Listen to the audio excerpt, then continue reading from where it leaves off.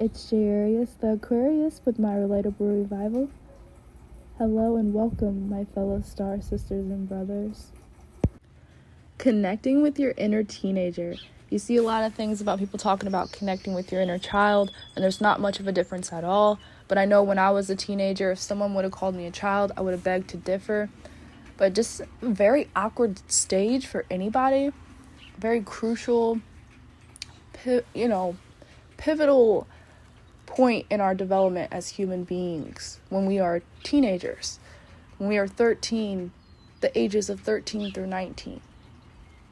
There's certain attachments, thought forms that we pick up that we might have accumulated as defense mechanisms that might still be playing out in our reality now, that's holding us back from our ultimate true freedom, our ultimate peace, whatever that looks like for you. And we're going to get into that in this video. We're going to talk about your inner teenager, most common thought forms that we need to deprogram and detox. Not only as a person, but as a collective too. Disclaimer, I am not a medical professional. I'm not a psychiatrist. I don't have a degree or anything. I'm speaking from pure experience. I am 23. These are things that I'm recognizing in myself that that are coming to the surface, and I'm realizing that they need to be, deprogrammed and released from my field, so I can get to more of a vibration that I want to get to attract the things I want. Again, I'm not judging anybody, and I just want us to really, I'm not calling out anybody. If this made you feel called out, then you probably resonate with this, and you probably need to do some inner child / inner teenager work, and that's fine. That's part of shadow work. Congratulations, you're actually facing your shadow, and you're doing the shadow work, and you're trying to become a better human being, literally. Like, that came out so sarcastic, but literally, congratulations to you. The victim-victimizer mindset is a big one for a lot of humanity, honestly, at any age, any period, especially in the matrix that we live in, so to speak. But really, something to think about, because a lot of us, we, in a sense, we are victims. You know what I'm saying? A lot of things happen to us that are unfortunate. In a sense, I feel like Earth is a prison planet. I do. But this kind of mindset will just keep us in lack and scarcity, keep you impoverished as a whole. You know what I mean? And in a way, if you kind of walk around with that emotion of I'm always the victim, or something's something's always going to happen, or something like that, more than likely you're going to attract like energy, right? So people that are going to match that frequency you put out there, right? The next mindset is superior inferior. That mindset is more of a trickier one to deprogram from, just because it's everywhere in our society. But I mainly think about, when I was a teenage girl, and I am from the United States, obviously, I don't know, but being in high school, and that, who's the best, who's the prettiest, who's the most athletic, they deserve their credit. Obviously, give credit to where it's due, right?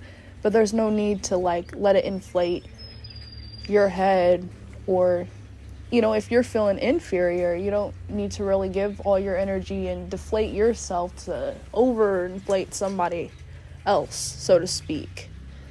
But this is more of a tricky one, just because in our society we have, the kings and the queens, and we have the government, that we're programmed to feel like they're so much more superior and smarter than we are. And a lot of us are brought up that way, so we think that, they're better than us. The elites, they deserve so much more than us. Which I don't agree to that. But release the need to be seen and heard.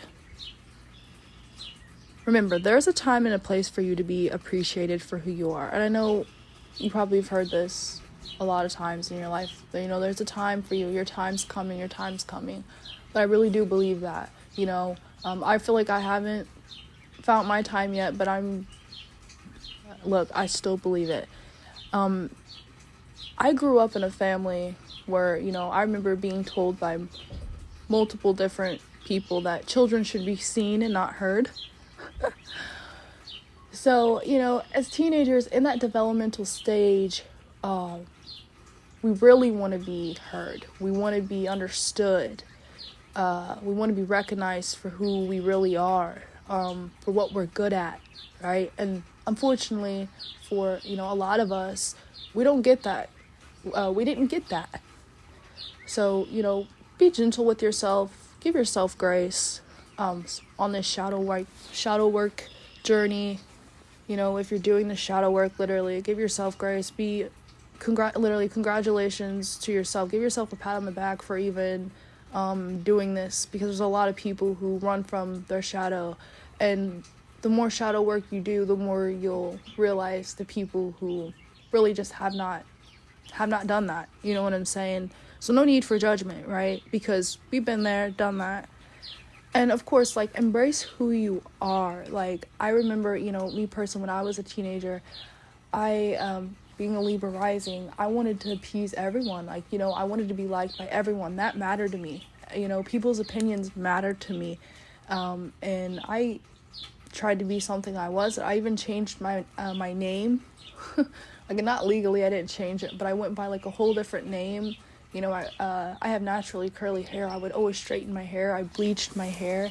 I put in contacts. I totally tried to become something I wasn't. And that's okay. We're experimenting. Teenagers are dibbling, dabbling here and there. But, for a lot of us, we didn't feel like we had the space to really be ourselves, to show up. Maybe because of our parents. Maybe it was our social group. Maybe it was because of our schooling. No need for lying. There's no more need for lying. There's no need to cut the truths, half-truths, to get your way. No more of that. No more lying to yourself or others. Deprogram all manipulation tactics that you've accumulated as mechanisms. As a teenager, I feel like a lot of us probably picked up a lot of our manipulation tactics more when we were teenagers than anything, to basically get our way in any way, right? Refrain from gossiping. Remember, what goes around comes around. The golden rule we got taught in preschool and kindergarten is treat others how you want to be treated. So, if you don't want your stuff out there, again, be mindful of what you say. Remember, not everyone needs to know your business. And usually, if you put your business out there, it's, more prone to get messed with. Validation. It's also a tricky one. No, it shouldn't be normal, but yes, due to society, especially, immediately what comes to my mind is celebrity culture, Hollywood culture, the media, social media, kind of what we've seen. No more looking outward for the answers, though. Go inwards for your answers. Meditate, pray, connect with your divine counsel, command your sovereignty, alchemize your reality, alchemize these things, show up as your authentic self. And then we want to detox and release do you have a need to be right? I'm guilty of this sometimes. Do you get upset if someone corrects you? Does it make you feel embarrassed because you wasn't right? Do you have a need to prove something? It's okay to disagree. You know what I'm saying? That's something I had to learn, is that, not everyone's going to see it my way, and that's fine. It's okay that we can both disagree and move forward without, there being any haste. Do you get excited, overly excited about correcting someone? Then you probably need to release this right or wrong programming. Taking accountability is also a very mature act for somebody to do. We're not always in the right, and it's okay to be wrong. And it's okay, we're humans, we make mistakes, we're prone to mistakes. we're gonna fuck up here and there. Don't be too hard on yourself. And also, what comes along with that is the perfectionism programming, where we want everything to be perfect. We can get in our own way. I am very guilty of this one.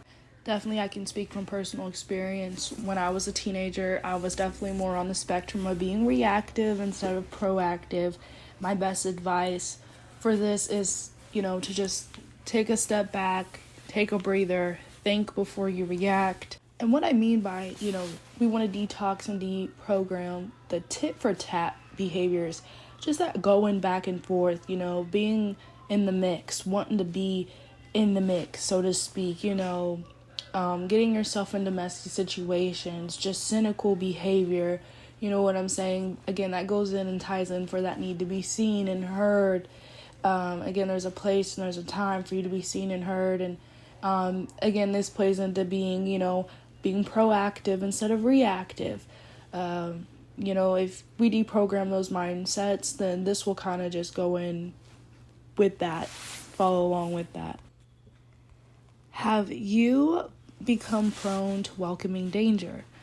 Are you always up for the challenge? Chasing potential in relationships, engaging in chaotic behavior or relationships, situations, thrill-seeking to the extent where it's detrimental to your well-being. Basically, you just kind of want to alchemize, channel these energies into something more constructive. There's nothing wrong with being adrenaline junkie. There's not. I mean, it's just, what you're doing with that. Are you someone who is, running every day, or are you someone who is, sniffing the line of Coca-Cola? You know what I'm saying? How are you channeling it? And then we want to release and detox the programming of extreme independence, hyper independence. I understand that completely. When we're teenagers, it's pivotal for us to shape our own identity. But we no longer have to prove a point to anyone. You know what I'm saying? Some of us may be still in situations to where we feel like we do need to. And that's kind of where we should just assess the situation and move from that point. But, don't be scared to ask for help. Or if someone's, willing to give you help or offering help and you need it, take it. There's no judgment. Don't judge yourself, right? Vices and values. What vices and values did you possibly accumulate when you were a teenager that could be detrimental to expanding your life from this point on? So vices meaning what addiction, escape tactics, manipulation tactics, what I'm saying, so to speak, or a lot of us are dealing with attachments, are you dealing with from this age, and then your values, what I'm saying, you no longer have, there's a lot of values and morals or ideas and beliefs that were placed on you from your parents. If you don't align with them, you no longer have to adhere to them, so to speak, or live by them, what I'm saying. In a broader sense, you don't have to adhere to values you don't align with anymore that you could have possibly been raised with. Forgiveness is a big one. Forgiveness is key, in this journey of life. You not only want to extend it to yourself, but, to others, people, places, and things. And also, we want to kind of get rid of this, which I'm so guilty of, this me against the world attitude, because, at the end of the day, you are never alone in this English language. You go to English class here in America, they literally call it, spelling, because we're casting spells. The English language is full of spells, right? And when we speak, it's so powerful. But anyways, I look at the word alone more as in all one. That word has been hijacked, because you can always turn inwards again and connect with your higher counsel, your divine higher counsel, your spirit guides, your spirit team, however you want to look at this, they're always there. And yeah, don't forget to connect to your inner child. By connecting with your inner teenager, you are connecting and healing your inner child as well. I love you guys. I hope this helped somebody out there. Please leave a like or a comment, or subscribe to help my algorithm. That means so much to me.